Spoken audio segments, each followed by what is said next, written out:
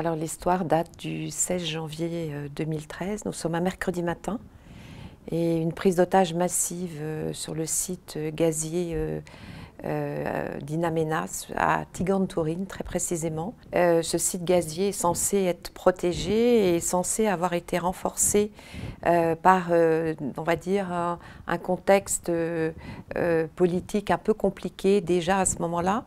Mercredi matin, donc 5h45, attaque. Un commando prend d'abord en otage l'ensemble du site, 800 personnes environ, et il garde 200 occidentaux, particulièrement ceux qui sont sur la base de vie. Tous ceux qui sont situés au niveau de l'usine, puisqu'il y avait 2 sites, particulièrement les Japonais, ont été exécutés sur le champ. Mon frère aîné m'appelle, nous sommes tous les deux à nos bureaux, nous sommes matinaux. Lui travaille dans un grand quotidien et il me dit « Est-ce que tu as vu ce qui se passe en Algérie? Quel est le nom du site où travaille Yann ?» Je lui dis bah, « Écoute, je ne sais pas, je crois que c'est Hassim Messaoud, mais le nom du site en tant que tel, je ne le connais pas. » Et étrangement, je ne me suis pas inquiétée. Yann s'était toujours sorti de plein de choses. Et au fond de moi-même, je me suis dit, au fond, s'il est pris, il saura s'en sortir. Il a eu des choses beaucoup plus graves lorsqu'il était militaire. Et mon frère aîné m'a rappelé 1 heure après en me disant, il y est. 3 jours d'attente, 3 jours pendant lesquels vous ne savez pas ce qui se passe. Nous sommes en liaison avec le Quai d'Orsay, qui, jour et nuit, effectivement, pouvait nous donner, enfin, en tous les cas, nous pouvions les appeler. Donc, on n'avait pas grand-chose comme info, en dehors du fait qu'il y avait une confusion épouvantable sur ce site gazier. Le vendredi matin, j'avais perdu mon meilleur ami, un vieux copain de toujours.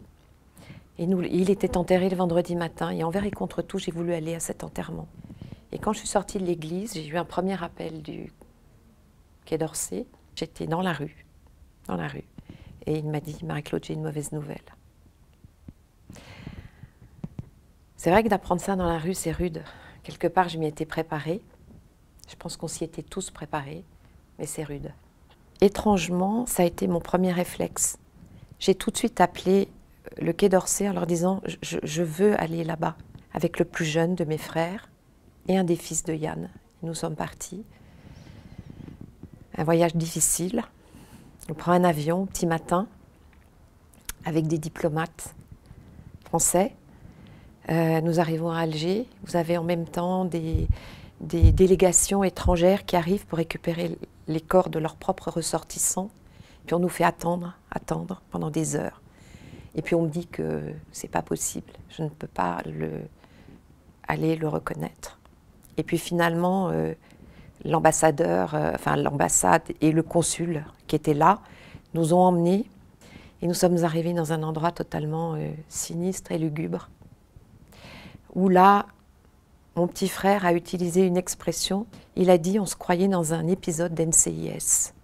Vous aviez des hommes en blouse blanche, enfin, tout ce qu'on voit dans les séries, ça rentrait, ça sortait, et puis cette grande porte, et nous sommes derrière. Mais étonnamment, quand on a pu le reconnaître, eh bien, c'est étrange, mais j'ai été soulagée. Soulagée de me dire, c'est lui qu'on ramène, voilà, je sais que c'est lui, j'en suis sûre, et je pourrais dire à maman, maman, c'est bien lui. On a fait cette étape qui était très difficile, on l'a faite, maintenant on va se battre.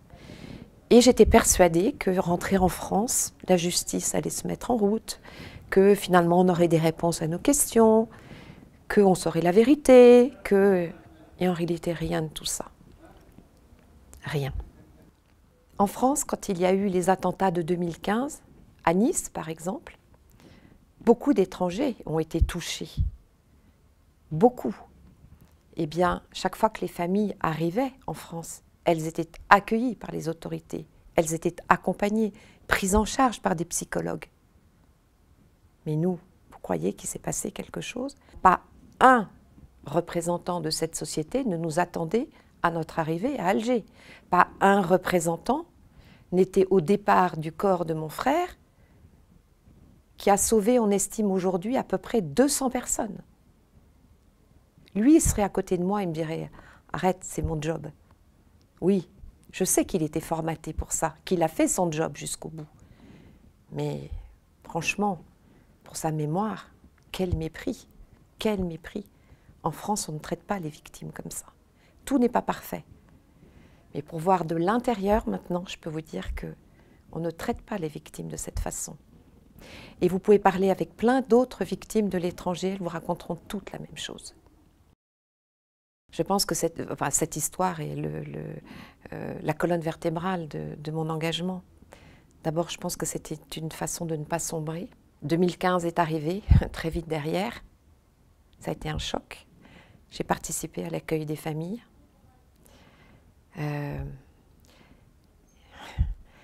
J'ai vu ces familles arriver cherchant leurs enfants. J'ai accompagné des familles, 2 en particulier, qui ont cherché leur fille, pendant 3 jours. C'est rude pour eux, hein. C'est rude. Et je me suis dit, finalement, ça a du sens. Ça a du sens. L'un s'est battu sur place pour sauver les autres. Eh bien, finalement, je vais perdurer ce qu'il a fait, puisqu'il nous a laissé un message, je ne vous l'ai pas dit au départ, mais il nous a laissé un message qui nous a été transcrit par sa hiérarchie. Il a dit, dites à ma famille que je les aime, qu'ils sont la lumière de ma vie et qu'ils ne m'en veuillent pas pour mes choix. Son choix a été le sacrifice, mais c'était tout lui. Alors, on peut difficilement s'arrêter en route après ça.